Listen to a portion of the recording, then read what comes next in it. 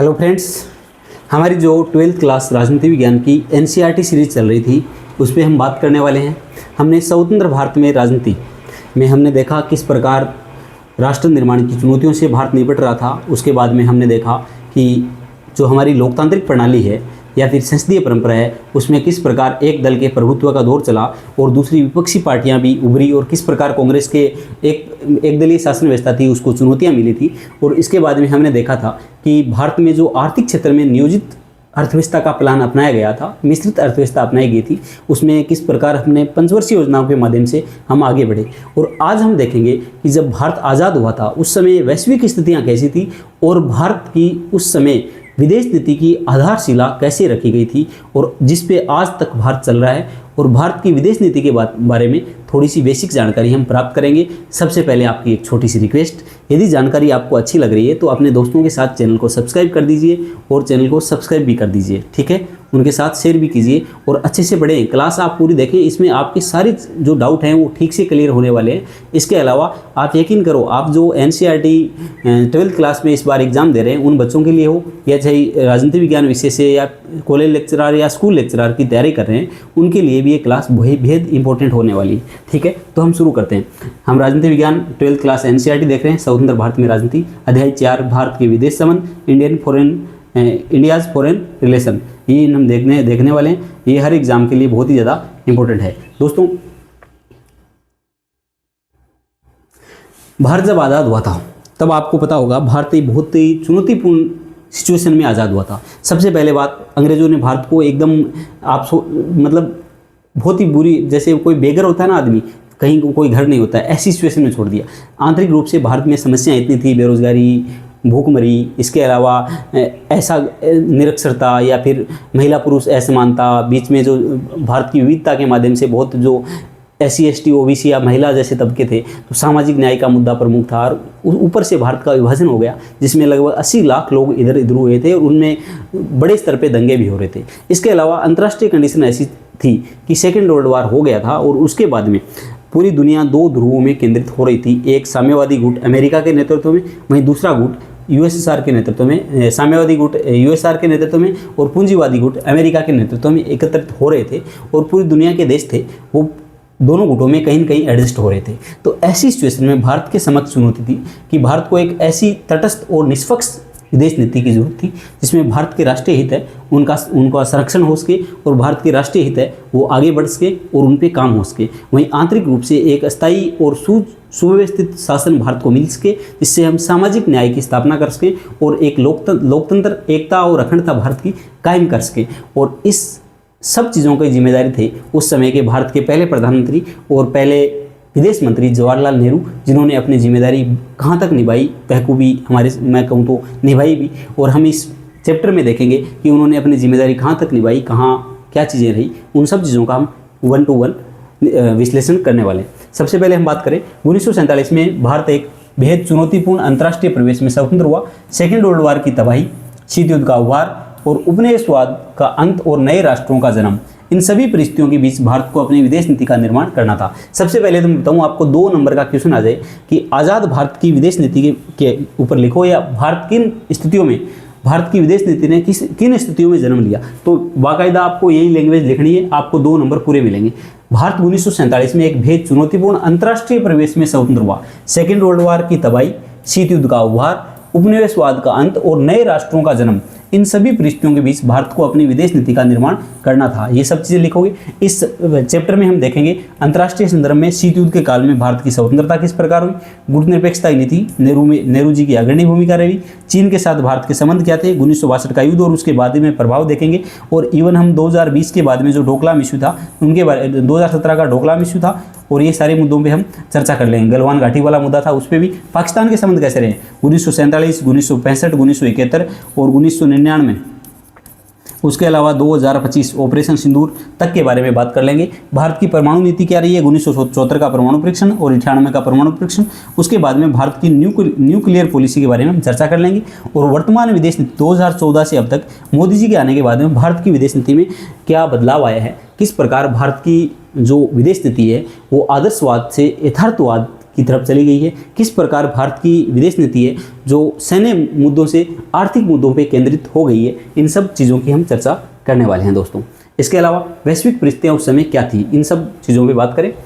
जब भारत स्वतंत्र हुआ तब विश्व दो महाशक्तियों अमेरिका और सोवियत संघ के बीच शीत युद्ध की चपेट में था। इस दौर की मुख्य विशेषताएं क्या थी? सेकेंड वर्ल्ड वार 1939 से 45 के बाद यूरोप पूरी तरह से बर्बाद था और उनको पुनर्निर्माण की जरूरत थी, और वो पुनर्निर्माण अमेरिका ने किया। कौन से? ट्रूमैन प्लान के माध्यम से और मार्शल योजना के माध्यम से। मार्शल योजना के माध्यम से संयुक्त राष्ट्र संघ की स्थापना 1945 में, यूएनओ की स्थापना 1945 में हो चुकी थी। उपनिवेशवाद का अंत हो रहा था क्योंकि 1950 और 60 का दशक ही था दोस्तों। 1950 और 60 के दशक में जो एशिया अफ्रीका या फिर बोल सकते हो आपकी थर्ड वर्ल्ड की कंट्री थे, एशिया अफ्रीका और लैटिन अमेरिकी देश थे, वो क्या हुए थे? आज़ाद हो गए थे, उपनिवेशवाद के चंगुल से आज़ाद हो रहे थे। एशिया अफ्रीका में नए राष्ट्रों का उदय हो रहा था, परमाणु हथियारों का निर्माण शुरू हो चुका था, क्योंकि आपको पता होगा 1945 में अमेरिका ने परमाणु हथियार बना लिया था, 1949 में रूस ने परमाणु हथियार बना लिया था, 1952 में ब्रिटेन ने परमाणु हथियार बना लिया था, 1953 में फ्रांस ने परमाणु हथियार बना लिया था, और 1964 में चाइना ने भी परमाणु हथियार बना लिया था। तो इसमें देख रहे हैं कि परमाणु हथियारों का निर्माण शुरू हो चुका था, और ये होड़ अमेरिका ने शुरू की। अमेरिका ने जैसे ही परमाणु परीक्षण किया, मैनहट्टन योजना के तहत इन्होंने परमाणु परीक्षण किया 1945 में, तो उस समय की जो महाशक्ति थी यूएसएसआर भी सत्ते में आ गया, और 4 साल बाद में यूएसएसआर ने 1949 में परमाणु परीक्षण कर लिया। उसके बाद में 1952 में ब्रिटेन और फ्रांस ने परमाणु परीक्षण कर लिया, और आगे चलकर 64 में चाइना ने भी परमाणु परीक्षण कर लिया था। ठीक है, दुनिया दो खेमों में बन रही थी, नाटो बनाम वार्सा। नाटो आपको पता ही होगा आजकल खूब ट्रेंड में है ट्रंप की वजह से, और एक था वार्सा। वार्सा किसका था दोस्तों? ये सोवियत संघ के नेतृत्व वाला था, नाटो अमेरिका के नेतृत्व में। अब भारत के जो विदेश नीति है उसका संवैधानिक सिद्धांत के बारे में हम चर्चा करेंगे। तो आपने क्या देखा, भारत आज़ाद हुआ उस समय सेकेंड वर्ल्ड वार खत्म हुआ था, यूरोप जो विश्व का दादागिरी करता था, नेता था, वो बर्बाद हो गया था, उसको पुनर्निर्माण की जरूरत थी।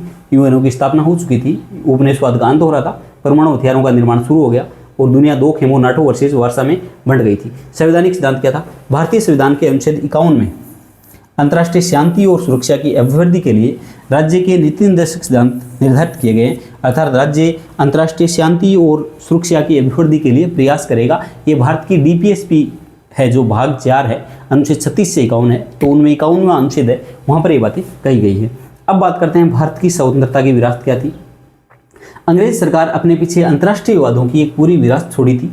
बंटवारे के कारण नए दबाव पैदा हुए और गरीबी मिटाने की चुनौती भी सामने थी। वहीं अपने जो उस समय के भारत के प्रधानमंत्री जवाहरलाल नेहरू जी हैं, वो कहते थे आज़ादी किन चीज़ों से मिलकर बनती है, आज़ादी वास्तविक है क्या? तो वो कहते थे आज़ादी बुनियादी तौर पर विदेश संबंधों से ही बनती है, यही आज़ादी की कसौटी भी है। ये जवाहरलाल नेहरू ने संविधान सभा में मार्च 1949 में कहा था। उनके अनुसार कि आज़ादी वास्तव में है क्या? एक देश यदि बाह्य रूप से या फिर आंतरिक रूप से अपने निर्णय लेने में सक्षम नहीं है, वो उनको निर्णय किसी बाह्य शक्ति या आंतरिक शक्ति के दबाव में आके करने पड़ रहे हैं, तो ऐसी सिचुएशन में वो स्वतंत्र कैसे रह सकता है? ऐसी सिचुएशन में वो अपना कल्याण कैसे कर सकता है? तो वो कहते थे कि जो राष्ट्रीय हित या विदेश नीति किसी देश की स्वतंत्र है, वो देश वास्तव में स्वतंत्र है, और अपने निर्णय लेने में किसी दूसरे देश की का जो हस्तक्षेप है, तो फिर वो वास्तव में क्या है? स्वतंत्र नहीं है। तो जवाहरलाल नेहरू जी क्या कहते हैं? आज़ादी किन चीज़ों से मिलकर बनती है? आज़ादी बुनियादी तौर पर विदेश संबंधों से ही बनती है, यही आज़ादी की कसौटी भी है। ये उन्होंने संविधान सभा में कहा था। अब बात करते हैं नेहरू जी की भूमिका क्या थी दोस्तों। भारत के प्रथम प्रधानमंत्री और प्रथम विदेश मंत्री नेहरू ने राष्ट्रीय एजेंडा तय करने में निर्णायक भूमिका निभाई। वे 1946 से 64 तक भारत के प्रधानमंत्री और भारत के विदेश मंत्री भी रहे हैं। नेहरू की विदेश नीति के 3 प्रमुख उद्देश्य थे। उनके विदेश नीति के 3 प्रमुख उद्देश्य पूछ लिए जाए तो सबसे पहले कठिन संघर्ष से प्राप्त जो संप्रभुता मिली है उसको बचाए रखना, और इसीलिए उन्होंने कौन सी नीति अपनाई थी? नाम की नीति अपनाई या फिर गुट निरपेक्षता की नीति अपनाई, उन नॉन अलाइनमेंट मूवमेंट, क्योंकि उनका कहना था कि ये जो संप्रभुता मिली है बाह्य रूप से किसी शक्ति के अधीन नहीं है, हम भारत सोवरेन कंट्री है, ये बहुत मुश्किल से बनी है और इसको बचा के रखना अपने लिए बहुत ज़रूरी है, किसी दबाव में नहीं आना, क्षेत्रीय अखंडता को बनाए रखना, भारत की एकता अखंडता के लिए जो क्षेत्रीय स्वायत्ता है उसको बनाए रखना, तेज रफ्तार से आर्थिक विकास करना। दोस्तों भारत के उस समय के प्रधानमंत्री थे, वो बहुत ही पढ़े लिखे प्रधानमंत्री थे और उनको इन सब चीज़ों के बारे में पता था, इस वजह से उन्होंने जो चीज़ें की है बहुत ही सोच समझ के की थी। हालांकि भारत के सभी प्रधानमंत्री पढ़े लिखे अच्छे प्रधानमंत्री हैं, क्योंकि हेनरी किसिंजर 2015 में अपनी वर्ल्ड ऑर्डर एक किताब जारी करते हैं, या उनकी किताब का पब्लिश होता है, तो वो एक बोलते हैं कि हिंद महासागर में भारत की केंद्रीय स्थिति और भारत की बेहतरीन लीडरशिप के दम पे भारत को हिंद महासागर में कभी भी इग्नोर नहीं कर सकते हो। और उसके बाद में आपने देखा था किस कदर अमेरिका ने भारत के साथ नज़दीकियाँ बढ़ानी शुरू कर दी थी, तो ये बात भी खैर है। इसके बाद क्योंकि भारत की धरती की एक खास बात रही है कि भारत को हमेशा लीडरशिप है वो बहुत ही बेहतरीन मिली है दोस्तों, ठीक है। इसके अलावा गुट निरपेक्षता का अर्थ क्या है? गुट निरपेक्षता का अर्थ है किसी भी महाशक्ति के गुट में, नाटो हो चाहे वार्सो में शामिल न होना। ये एक स्वतंत्र विदेश नीति थी जिसमें भारत ने अपने राष्ट्रीय हितों के आधार पर निर्णय लेता था। देखो गुट निरपेक्षता की नीति क्या थी? भारत के प्रधानमंत्री नेहरू जी के अग्रणी होने के नाते, या फिर उन्होंने एक स्वतंत्र जो थर्ड वर्ल्ड के देश थे, एशिया, अफ्रीका और लैटिन अमेरिकी देश थे, उनको भारत के नेहरू जी ने समझाया कि आप यदि किसी देश के, अभी जैसे आप उपनिवेशवाद से आज़ाद हुए हो और आप नए नव स्वतंत्र राष्ट्र हो, ऐसी सिचुएशन में किसी भी महाशक्ति के चंगुल में फंसना आपके स्वायत्ता हो या संप्रभुता हो या फिर आर्थिक विकास हो या आंतरिक लोकतंत्र हो, किसी भी दृष्टि से उचित नहीं होगा और फिर आप वापस से एक उपनिवेश राष्ट्र बन के रह जाओगे। तो ऐसी सिचुएशन में ज़रूरी ये है कि आपको एक स्वतंत्र विदेश नीति की जरूरत है, और इसके लिए आप किसी भी गुट में शामिल न होकर निर्गुट हो जाओ या गुट निरपेक्ष हो जाओ, किसी गुट में शामिल नहीं हो। तो इसलिए भारत के नेहरू जी ने ये उस समय गुट निरपेक्षता की नीति का आप कह सकते हो कि लीडरशिप भी दी, किसी भी महाशक्ति में शामिल नहीं होना, और अपने राष्ट्रीय हितों को आप प्राथमिकता दो। आपके राष्ट्रीय हित क्या है उनको प्राथमिकता आपको देनी चाहिए। आमतौर पर हमारी नीति ताकत की राजनीति से अपने को अलग रखने और महाशक्तियों के एक खेमे के विरुद्ध दूसरे खेमे में शामिल न होने की। जवाहरलाल नेहरू ने KPS मेनन साहब थे, उनको एक पत्र लिखा था जनवरी 1947 में, तो उन्होंने बोल दिया था कि हमारी नीति है ताकत की राजनीति में हम विश्वास नहीं करते, हम किसी भी गुट में शामिल नहीं होंगे, हम क्या रहेंगे, दोनों महाशक्तियों से दूर रहेंगे और हमारे राष्ट्रीय हितों को प्राथमिक रखते हुए हमारे राष्ट्रीय हितों को पूरा करने के लिए हम कहीं भी एडजस्ट होंगे। अर्थात कह सकते हैं कि शीत युद्ध के दौरान भारत ने ऐसा किया भी, जब अमेरिका से भारत को अपेक्षाएं नहीं रही या फिर अमेरिका ने भारत के साथ अच्छा नहीं किया, उस समय भारत सोवियत संघ में के नज़दीक जाने की बात भी होने लगी। और बाकायदा 1971 में आप देखते हो किस प्रकार बांग्लादेश वाला इशू था, उसमें भारत के सोवियत संघ ने सहायता भी की थी, और उसके बाद में कई जगह हमने अमेरिका की भी सहायता ली है, ब्रिटेन की भी सहायता ली है। तो ये सब उस समय की भारत की विदेश नीति की राष्ट्रीय हितों को आप जैसे तैसे करके उनकी पूर्ति करना है। और वास्तव में राष्ट्रीय हित है भी क्या? राष्ट्रीय हित अपने और किसी भी राष्ट्र की विदेश नीति और कुछ नहीं है, अपने राष्ट्रीय हितों की पूर्ति करना। आप अपने दैनिक जीवन में देख सकते हो, निजी जीवन में देख सकते हो, आप किसी भी व्यक्ति के साथ कोई संबंध बनाते हो तो सबसे पहला काम आपका है क्या? आप अपने स्वार्थ पहले देखो। भाई ये तो है नहीं कि हम हमेशा और हमेशा के लिए दूसरों के लिए सब कुछ करते रहेंगे। सबसे पहले अपना इंटरेस्ट है, मैं दूसरे के लिए करूँगा लेकिन मैं अपना नुकसान करके ये सब काम नहीं करूँगा। हाँ ये ज़रूर है कि मेरे फायदे हो रहे हैं और उसमें दूसरे का हित है, तो फिर ठीक है, दोनों मिलकर म्यूचुअल अंडरस्टैंडिंग से काम करेंगे। यही विदेश नीति है। दो राष्ट्र यदि साथ आ रहे हैं तो दोनों का हित है। यदि किसी राष्ट्र का किसी काम में हित नहीं होता है तो वो राष्ट्र उस मामले से साइड हट जाएगा। समझ रहे हो आप बात?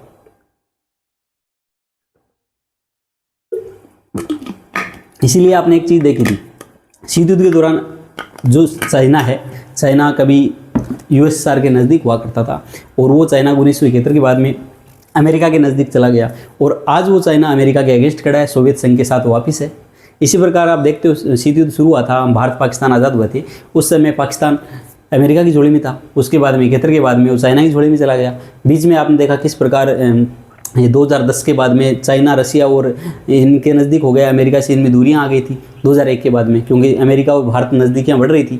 और उसके बाद में अभी 2024-25 में ट्रम्प का दूसरा पीरियड आया है 25 में, उसके बाद में अमेरिका पाकिस्तान की नज़दीकियां वापस अमेरिका से बढ़ गई। तो आप ये क्या देख रहे हो कि कभी इधर कभी उधर। तो इसकी अंतर्राष्ट्रीय राजनीति में न कोई परमानेंट दोस्त है न कोई परमानेंट दुश्मन है। यहाँ पर राष्ट्रीय हित ही परमानेंट है। एक देश का स्वार्थ है वो सबसे पहले है और कुछ नहीं है दोस्तों, ठीक है। अमेरिका यही करता है इसके अलावा। क्योंकि आपने एक चीज़ और देखी थी 1953 में अमेरिका ने पाकिस्तान इसमें ईरान में तख्ता पलट करवाया, और उसके बाद में वहाँ के प्रधानमंत्री थे उनके 1953 से लेकर जो शाह रजा पहलवी थे, तो 1953 से 1979 तक ईरान का एकदम अच्छा मित्र था अमेरिका, और ईरान को सब कुछ किया। और 1979 की इस्लामिक क्रांति थी, उसके बाद में आज तक उसका दुश्मन बना हुआ है। तो ये सब चीज़ें चलती रहती है, क्योंकि इंटरनेट जो नेशनल इंटरेस्ट है वो इम्पोर्टेंट है दोस्तों। हाँ, गुटनिरपेक्षता की विशेषता क्या? तो कई बार ये कह पूछ लिया जाता है कि गुटनिरपेक्षता तटस्थता है क्या? तो तटस्थता नहीं है, ये निष्क्रिय तटस्थता नहीं बल्कि सक्रिय भागीदारी थी, क्योंकि भारत के नेहरू जी ने कई बार गुटों में जो तनाव था उसको कम करने के लिए भी काम किया था। वही बात करें स्वतंत्र निर्णय, हर मुद्दे पर अपने विवेक से निर्णय लेने की स्वतंत्रता है, क्योंकि आपने देखा कि 1956 में ब्रिटेन, फ्रांस और इजराइल ने मिस्र पे जब अटैक किया था, उस समय भारत के नेहरू जी ने उसकी आलोचना की। वहीं 1956 में यूएसएसआर ने हंगरी पर अटैक किया, सैन्य कार्रवाई की, तो भारत में उसकी आलोचना नहीं की। तो ये भारत का एक स्वतंत्र निर्णय था, अपने विवेक से निर्णय उन्होंने लिया था, स्वतंत्र निर्णय लेने की बात है। इसके अलावा शांति की खोज, शीत युद्ध के तनाव को कम करने के प्रयास थे, विकासशील देशों की एकता, तृतीय देशों को एकजुट करना था। और आज लगभग 26 देश हैं वो गुटनिरपेक्षता आंदोलन में शामिल हैं दोस्तों। नव उपनिवेशवाद का विरोध किया था, सभी प्रकार के साम्राज्यवाद का विरोध कर रहे थे। तो गुटनिरपेक्षता की कोई आपको विशेषता पूछ ले तो सबसे पहले तटस्थता की नीति न होकर के है, ये सक्रिय भागीदारी की नीति है, ये स्वतंत्र निर्णय के अनुसार अपने विवेक के अनुसार निर्णय लेने की नीति है, ये शांति की खोज प्रयास करने की नीति है, और विकासशील देश जो थर्ड वर्ल्ड की कंट्री है उनको एकता प्रदान करती है, एक अच्छा मंच प्रदान करती है, और नव उपनिवेशवाद का विरोध करती है दोस्तों। इसके अलावा एफ्रो एशियाई एकता और बांडुंग सम्मेलन, जो अफ्रीका और एशिया के देशों की एकता के लिए जो बांडुंग, इंडोनेशिया के बांडुंग शहर में जो सम्मेलन हुआ था, उसके बारे में 1955 में इंडोनेशिया के बांडुंग शहर में एफ्रो एशियाई एकता सम्मेलन हुआ। ये एशिया और अफ्रीका के 9 स्वतंत्र राष्ट्रों देशों के लिए एक ऐतिहासिक क्षण था। बांडुंग सम्मेलन में ही गुटनिरपेक्षता आंदोलन की नींव रखी गई थी, तो इसमें लगभग 25 देशों ने भाग लिया था, ये ध्यान रखना थोड़ा सा। गुटनिरपेक्ष आंदोलन का पहला सम्मेलन 1961 के सितंबर में बेलग्रेड में हुआ था। अब पूछ ले कि आपको गुटनिरपेक्ष आंदोलन का पहला सम्मेलन कहाँ हुआ था, तो नींव कहाँ रखी गई थी? 1955 में इंडोनेशिया के बांडुंग शहर में रखी गई, जिसमें लगभग 25 देशों ने भाग लिया। और गुटनिरपेक्ष आंदोलन का पहला सम्मेलन 1961 के सितंबर में बेलग्रेड में हुआ था। नेहरू, भारत के नेहरू थे, मिस्र के नासिर थे, और यूगोस्लाविया के टीटो थे इसके प्रमुख संस्थापक थे दोस्तों। भारत ने 1947 में ही एशिया रिलेशन कॉन्फ्रेंस का आयोजन नई दिल्ली में करवा दिया था। कहाँ पर करवा दिया था? नई दिल्ली में करवा दिया था। एशिया रिलेशन कॉन्फ्रेंस का आयोजन नई दिल्ली में 1947 में भारत के नेहरू जी के नेतृत्व में हुआ। गुटनिरपेक्ष आंदोलन नाम नन अलाइनमेंट मूवमेंट की स्थापना 1961 में हुई। भारत, मिस्र, यूगोस्लाविया, इंडोनेशिया और घना इसके संस्थापक सदस्य देश हैं। नेहरू, नासिर, टीटो को नाम का प्रमुख शिल्पकार माना जाता है। तो ध्यान रखना दोस्तों, भारत, मिस्र, यूगोस्लाविया, इंडोनेशिया और घना, ये क्या हैं? नाम के 5 संस्थापक देश हैं। P5 इनको, जो P5 ने इनको 5 संस्थापक देश बोलते हैं दोस्तों। प्रारंभिक मित्रता का दौर। अब बात आती है कि जब भारत आज़ाद हुआ उस समय चीन के साथ भारत के संबंध कैसे थे दोस्तों। आप चलो थोड़े से ब्रिटिश काल के दौरान, यहाँ पर अंग्रेज़ों का राज था और अंग्रेजी शासन बहुत ज़्यादा मजबूत स्थिति में था, क्योंकि उस समय अंग्रेज़ पूरी दुनिया पे राज करने वाले थे। अंग्रेज़ों का सूर्य कभी अस्त होता ही नहीं था। तो लगभग दुनिया के 24-25% भाग में अंग्रेज़ों का साम्राज्य था, तो बहुत बड़ा साम्राज्य था। और उस समय एशिया में चाइना की स्थिति बहुत अच्छी नहीं थी, क्योंकि उस समय चीन को एशिया का मरीज कहा जाता था, क्योंकि यहाँ पर भूखमरी थी, यहाँ पर बेरोजगारी थी और उनकी अर्थव्यवस्था बहुत बुरी तरह से डूबी हुई अर्थव्यवस्था थी। लेकिन दोस्तों क्या हुआ कि एक दिन रोगी क्या बन गया? एशिया का डॉक्टर बन गया है। और आज क्या है, वो पूरे एशिया का नहीं, पूरे विश्व का क्या बन गया है? डॉक्टर बन गया है। तो ये सब चीज़ें, तो अब उस समय 1913 में मैकमोहन लाइन खींची गई।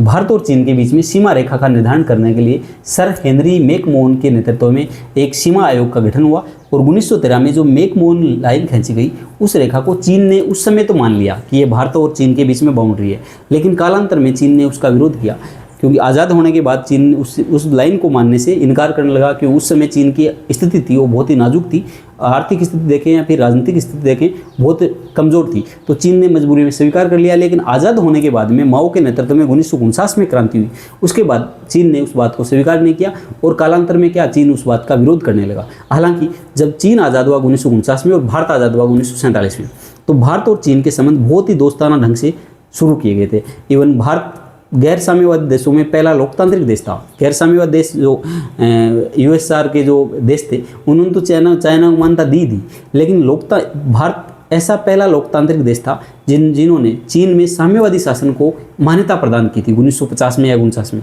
तो देख सकते हो पहले दोस्ताना संबंध थे। उसके बाद में 13 अप्रैल 1954 को भारत के प्रधानमंत्री नेहरू जी और चाइना के प्रधानमंत्री या राष्ट्रपति चाउ एन लाई, तो इनके बीच में हिंद चीनी भाई भाई पंचशील समझौता हुआ था 1954 में। तो बहुत संबंध बहुत अच्छे थे, लेकिन जल्दी वो पंचशील समझौता है वो उसकी हकीकत सामने आ गई और चीन ने हमेशा की तरह पीठ पे वार करना शुरू कर दिया। 1959 में कुछ क्षेत्र मामला हुआ था, इवन वहाँ तिब्बत पे कब्जा किया 1950-54 में, कुछ हिस्सा था वो 1950 में कब्जा आया, कुछ हिस्सा 1954 में कब्जा आया, और फाइनली जो तिब्बत के धर्मगुरु या दलाई लामा या फिर वहाँ की सरकार के प्रमुख थे वो क्या आ गए थे, वो भारत आ गए थे। और भारत के नेहरू जी ने 1959 में धर्मशाला हिमाचल प्रदेश वहाँ पर उनको शरण दे दी। चाइना ने इस बात को अपने आंतरिक क्षेत्र में हस्तक्षेप मान लिया, और फिर आप देखा किस कदर पूरी दुनिया का ध्यान क्यूबा मिसाइल संकट अक्टूबर 1962 में क्यूबा मिसाइल संकट में बंटा हुआ था।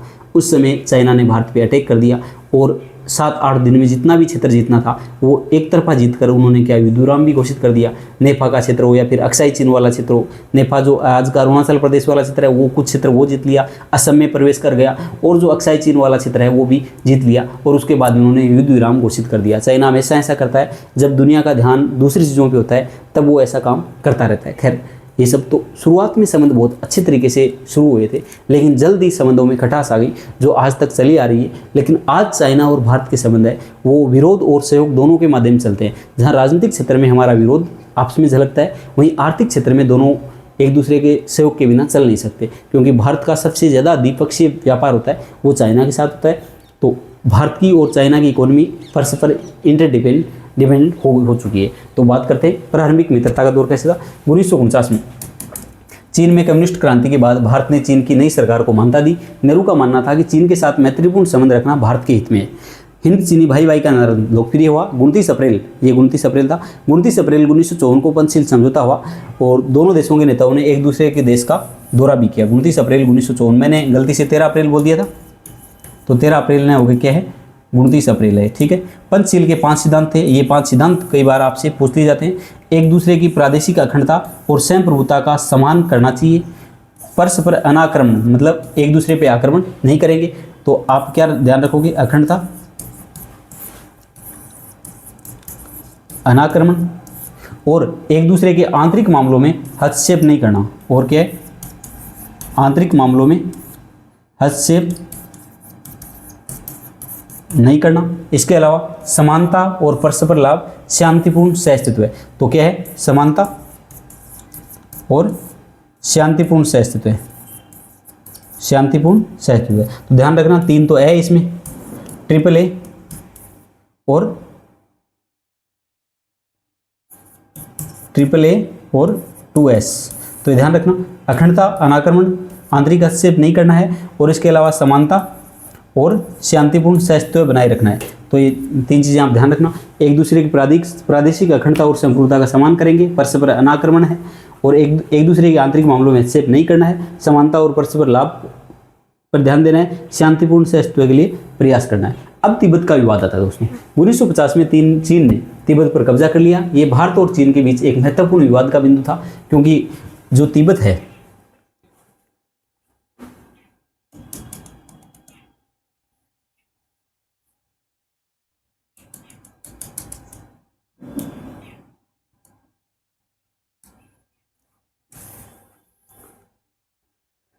उन्नीस सौ 50 में मैं आपको बताऊं थोड़ा सा,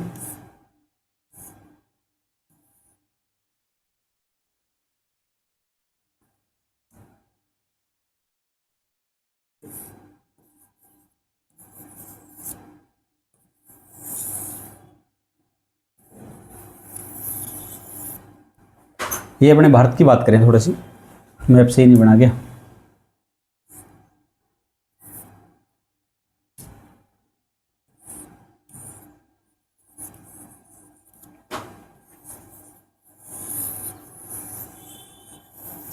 तो दोस्तों ये अपना मैप है इस साइड का। यहाँ पर जो तिब्बत था और यहाँ पर चाइना था, यहाँ नेपाल आ गया। तो ये तिब्बत उस समय भारत और चीन के बीच में ये ऐसे ये प्लेटू है, और यहाँ पर जो तिब्बत था ये स्वतंत्र था। उस समय भारत और चीन डायरेक्ट टच में नहीं आ रहे थे। डायरेक्ट इनकी लड़ाई होने की संभावनाएं कम थी, क्योंकि बीच में क्या आ गया था, एक बफर स्टेट आ गया था। दो शक्तिशाली राष्ट्रों के बीच में एक ऐसा राष्ट्र जो दोनों के साथ उनके संबंध अच्छे हो, या फिर एक कमज़ोर राष्ट्र आ जाए, तो दोनों जो शक्तिशाली शक्तियां हैं या महाशक्तियां हैं वो आपस में नहीं टकराएगी। और ऐसी सिचुएशन में वो क्या हुआ, एक बफर स्टेट आ गया। तो शुरुआत में तिब्बत क्या था, एक बफर स्टेट के रूप में काम करता था, लेकिन 1950 में जब चाइना ने इसको हड़प लिया तो उसके बाद में बफर स्टेट वाला जोन क्या हो गया, भारत का खत्म हो गया था। तो इस वजह से सारी चीज़ें थी। भारत ने आपत्ति जरूर जताई थी, लेकिन चाइना तो चाइना है। 1950 में चीन ने तिब्बत पर कब्जा कर लिया है। भारत और चीन के बीच में महत्वपूर्ण विवाद का बिंदु था। 1954 के पंचशील समझौते में भारत ने चीन की तिब्बत पर दावेदारी स्वीकार कर ली, और सबसे बड़ी गलती यही कर ली। चीन पे जैसे ही 1954 में तिब्बत की दावेदारी स्वीकार की, उसके बाद में चीन आगे बढ़ता गया। अब चाइना क्या कह रहा है, चाइना ये कह रहा है कि तिब्बत तो एक हथेली है, और हथेली की 5 अंगुलियाँ होती है, और 5 अंगुलियों में वो बोलता है अरुणाचल प्रदेश मेरा है, वो बोलता है नेपाल भी मेरा है, वो बोलता है भूटान भी मेरा है, वो बोलता है अक्साई चीन भी मेरा है, वो बोलता है जम्मू कश्मीर वाला थोड़ा क्षेत्र वो भी मेरा है, उत्तराखंड का क्षेत्र मेरा है। तो ये क्या चीज़ें हैं, क्योंकि आप किसी को की रियायतें दोगे तो फिर उसकी वो अपेक्षाएं हैं वो बढ़ती जाती है। 1958 में तिब्बत में चीन के विरुद्ध सशस्त्र विद्रोह हुआ। उसके बाद में 1959 में दलाई लामा ने भारत में शरण ली। चीन ने कड़ा विरोध जताया और यहीं से पूरा मामला शुरू हुआ था। धर्मशाला हिमाचल प्रदेश में तिब्बती शरणार्थियों की सबसे बड़ी बस्ती भी है। और दोस्तों आप देखते हो कई बार जो सर्दियों में अपने जो ऊनी वस्त्र लेके आते हैं तिब्बती लोग होते हैं, तो वो सारे के सारे क्या हैं, भारत में रह रहे हैं वो लोग, तो कितने ऊनी कपड़े लेके आते हैं। जगह जगह जो तिब्बती मार्केट खुले रहते हैं तो उन्हीं लोगों के हैं वो सारे, ठीक है। उसके अलावा चीन ने भारतीय भूक्षेत्र में पड़ने वाले 2 इलाकों पर अपना दावा जताया। अक्साई चीन जो कि लद्दाख में पड़ता है, 1957 से 59 के बीच में चीन ने कब्जा कर लिया और रणनीतिक सड़क बनाई थी उन्होंने, ठीक है। नेफा अरुणाचल प्रदेश जो नेफा था, नॉर्थ ईस्ट फ्रंटियर एजेंसी, चीन ने इसे दक्षिण तिब्बत बताता रहता है। मैकमोहन रेखा क्या थी, 1913 में शिमला में निर्धारित हुई थी। चीन इसे नहीं मानता है, क्योंकि चीन बोलता है उस समय मेरी मजबूरी थी, मैंने मान लिया, अब नहीं मानता हूँ। 1962 का भारत चीन युद्ध, जब क्यूबा मिसाइल संकट से पूरे विश्व का ध्यान बंटा हुआ था, ठीक उसी समय चीन ने अक्टूबर 1962 में दोनों विभाजित क्षेत्रों में भारी हमला किया था। ये आप थोड़ा सा ध्यान रखना। 2 विभाजित अक्साई चीन 1900 यहाँ पर कब्जा कर लिया, और 1962 में अरुणाचल प्रदेश वाला थोड़ा अक्साई चीन वाला क्षेत्र था, इस पर कब्जा कर लिया था। युद्ध की प्रमुख घटनाएं, पहला हमला अक्टूबर 1962 में 1 सप्ताह तक अरुणाचल प्रदेश के कुछ हिस्सों पर किया। दूसरा दौर नवंबर 1962 में चीन असम के मैदानी इलाकों के करीब पहुंच गया। चीन ने एक तरफा युद्ध विराम की घोषणा कर दी और पीछे हट गया। अब इस युद्ध के परिणाम क्या रहे? इस युद्ध के परिणाम ये रहे थे कि उस समय भारत के नेहरू जी थे, वो दुनियादारी में फोटो खिंचाने में बहुत यकीन करते थे। दोस्तों फोटो खिंचाने में तो अपने वर्तमान प्रधानमंत्री भी यकीन करते हैं, लेकिन आज की भारत की नीति है वो यथार्थवादी है, तो फोटो खिंचाने में बहुत यकीन करते थे। तो ऐसे क्या बात हो गई, तो इस चीन से नेहरू जी को गहरा सदमा लगा। रामचंद्र गुहा इंडिया आफ्टर गांधी या इंडिया आफ्टर नेहरू, जो इंडिया आफ्टर गांधी है उस किताब में वो लिखते हैं कि इस 1962 का जो आक्रमण था उसके बाद में नेहरू जी के कंधे थे वो झुक गए थे, वो बीमार से पड़ने लगे थे और वो बहुत ज़्यादा दुखी हो गए थे। तो ये सच थी। और उसके कुछ समय बाद 1-1.5-2 साल में नेहरू जी क्या इस दुनिया को विदा कह के चले गए थे। तो इतना गहरा सदमा लगा था। तो नेहरू जी को भारत की छवि को भी देश विदेश दोनों जगह धक्का लगा था। नेहरू जी की खुद की पर्सनल व्यक्तिगत छवि थी, उसको भी क्या हुई, धक्का लगा था। अमेरिका और ब्रिटेन से सैन्य सहायता भारत को मांगनी पड़ी, और उस समय अमेरिका और ब्रिटेन ने भारत को कुछ उस समय की जो राशन वगैरह है या फिर बहुत सी सैन्य सेवा है वो अमेरिका और ब्रिटेन ने उस समय भारत को मुहैया जरूर कराई थी दोस्तों। इसके अलावा वी.के. कृष्ण मेनन भारत के रक्षा मंत्री थे, उन्होंने नैतिकता के आधार पर क्या दे दिया, इस्तीफा दे दिया था। नेहरू की छवि धूमिल हुई थी, उनके खिलाफ पहली बार अविश्वास प्रस्ताव आया। 1963 में नेहरू जी के खिलाफ उस समय के विपक्ष के नेता थे जे.पी. करपलानी, उनके द्वारा अविश्वास प्रस्ताव लाया गया। हालांकि अविश्वास प्रस्ताव पारित नहीं हो सका। भारतीय कम्युनिस्ट पार्टी में विभाजन हुआ 1964 में। भारतीय कम्युनिस्ट पार्टी जो कम्युनिस्ट पार्टी ऑफ इंडिया थी 1964 में, कब 1964 में चीन और यूएसएसआर के मुद्दे को लेकर विभाजन हुआ। एक तो सीपीआई बनी रही जो किसका समर्थन करती थी, जो यूएसएसआर का समर्थन करती थी, और उसके बाद में एक बन गई सीपीआई-एम जो किसका समर्थन करती थी, चाइना का समर्थन करती। और इस विभाजन के बाद में जो सीपीआई-एम थी वो ज़्यादा पावरफुल हो गई, सीपीआई है धीरे धीरे क्या कमज़ोर पड़ गई। हालांकि वर्तमान में दोनों ही पार्टियों का वजूद है। इन पार्टियों के नेता EMS नमूद्रीपाद था, A.K. गोपालन थे, है ना, ये ज्योति बसु वगैरह थे, ये सारे लोग सीपीआई के नेता हुआ करते थे। इसके अलावा पंचवर्षीय योजना पटरी से उतर गई और रक्षा व्यय भारत का बढ़ गया, क्योंकि आप सभी को पता होगा पहली पंचवर्षीय योजना 1952 से 57, दूसरी पंचवर्षीय योजना 57 से 62 और तीसरी पंचवर्षीय योजना 62 से 67 थी। लेकिन ये बहुत ही बुरी तरह से फेल हो गई थी और उसके बाद में क्या हो गया था, एक ब्रेक प्लान आ गया था अपने पास, बीच में क्या गया, पंचवर्षीय योजना से हमने ब्रेक ले लिया था। ठीक है, इसके अलावा पूर्वोत्तर भारत के विकास पर ध्यान दिया गया। नागालैंड को उस समय 1963 में फिर क्या दे दिया गया, राज्य का दर्जा दे दिया गया। 1962 के बाद भारत चीन संबंध बहुत ही बुरे हो गए थे, बहुत ही खतरनाक जोन में चले गए थे और 1985 में राजीव गांधी के प्रधानमंत्री के बनने के बाद में थोड़े से संबंध क्या हुए थे, सामान्य हुए थे। राजीव गांधी भारत के, नेहरू जी के बाद में भारत के पहले प्रधानमंत्री है जो चाइना की यात्रा पे गए 1986 में, और उसके बाद संबंधों में थोड़ा सा औपचारिकता आई थी। और उसके बाद तो मोदी जी ने, आपने देखा ही है कि वुहान भावना बात करें, चेन्नई कनेक्ट हो या फिर हर जगह ये संबंध तो होते रहते हैं।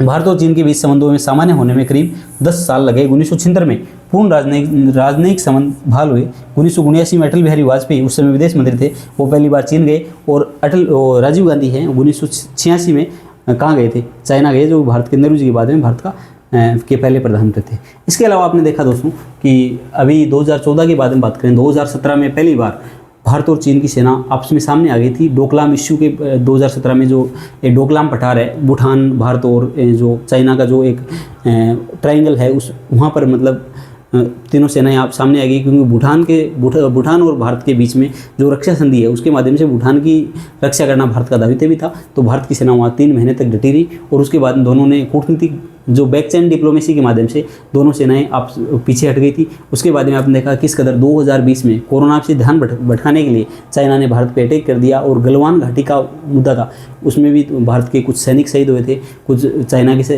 को भी नुकसान हुआ था। उसके बाद में भारत सरकार ने टिकटॉक जैसे ऐप थे वो बैन कर दिए थे। ये सारी चीज़ें आपने देखी थी। इसके बाद में हम बात करें, इसके बाद में 2024 में भी थोड़ी बहुत चीज़ें, 2024-25 में भी बीच में थोड़ी सी झड़प हुई थी। तो ये सब चीज़ें आपने देखी है। और वर्तमान में जो व्यापारिक संबंध है वो तो भारत और चाइना के बहुत अच्छे हैं, लेकिन जो राजनीतिक संबंध है वो सीमा विवाद का मुद्दा हो या फिर और भी अंतर्राष्ट्रीय मंचों की बात हो या परमाणु परीक्षण को लेकर बात हो, तो इनके बीच में आपस में तनातनी हमेशा ही रहती है। खासतौर से तो जो जियोपॉलिटिक्स सिचुएशन है जिसमें चाइना क्या करता है, चाइना पाकिस्तान को सपोर्ट करता है, तो ये मुद्दा भारत और चाइना के बीच में विवाद का मुद्दा बना हुआ है। तो ये सब चीज़ें, इसके अलावा भारत का जो व्यापार है वो चाइना के साथ है तो बहुत ज़्यादा, द्विपक्षीय व्यापार सर्वाधिक है, लगभग 160 ट्रिलियन डॉलर का है, 160 बिलियन डॉलर का है। लेकिन उसमें दिक्कत क्या आ रही है, उसमें दिक्कत ये आ रही है दोस्तों कि भारत का व्यापार घाटा, जो ट्रेड डिफिसिट है वो बहुत ज़्यादा है। इसमें चाइना क्या लाभ में है, भारत व्यापार कम करता है, भारत इंपोर्ट ज़्यादा करता है। और सीधी सी बात बड़ी, आप चीज़ें खरीदोगे किससे, तो आप उसको पैसे दोगे, आपके पास वस्तु आएगी, तो फायदे में कौन रहेगा, बेचने वाला रहेगा, क्योंकि वो तो मुनाफा कमा रहा है। तो चाइना अपने को बेचता है ज़्यादा, अपन खरीदते हैं, तो खरीदने वाला कभी फायदे में रहता नहीं है। ठीक है, अब हम इसके बाद में कश्मीर का संघर्ष है या फिर पाकिस्तान का जितना ही मुद्दा है, इनके बारे में हम फिर कभी चर्चा करेंगे। अभी आप एक पार्ट इसका और बना दूंगा, अभी आप इतना ही पढ़िए। धन्यवाद। जय हिंद, जय भारत।